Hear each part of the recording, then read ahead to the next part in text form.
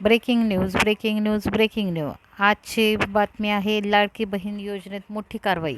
जूनच्या 1500च्या हप्त्याची प्रतीक्षा आणि 2 जुलैच्या चर्चांवर मोठी अपडेट.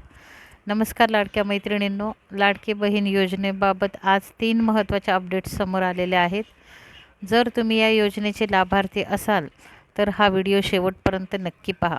सर्वप्रथम राज्य सरकारने अपात्र लाभार्थ्यांविरोधात कारवाई अधिक वेगाने सुरू केली असून पडताळणीत पात्रता नसतानाही लाभ घेतलेल्यांचे आढळलेल्या काही प्रकरणांमध्ये रक्कम परत वसूल करण्याची प्रक्रिया सुरू करण्यात आली आहे. विशेषतः सरकारी कर्मचारी, आयकर भरणारे आणि इतर अपात्र लाभार्थ्यांची तपासणीही सुरू असल्याची माहिती समोर आलेली आहे.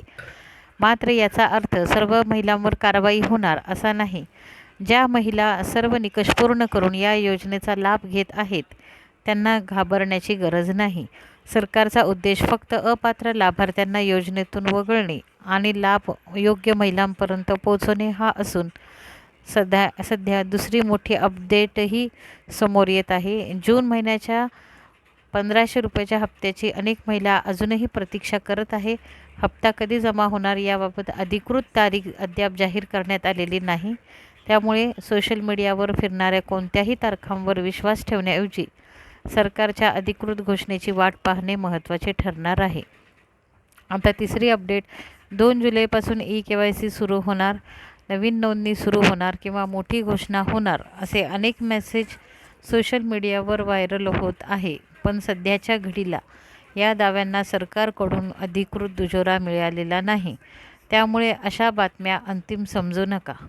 मित्रांनो, मैत्रिणींनो, पुढील काही दिवस या योजनेसाठी महत्त्वाचे ठरू शकतात. सरकारकडून कोणताही नवीन निर्णय किंवा अधिकृत अपडेट जाहीर झाल्यास त्याची अचूक माहिती आम्ही सर्वात आधी तुमच्यापर्यंत पोहोचवू.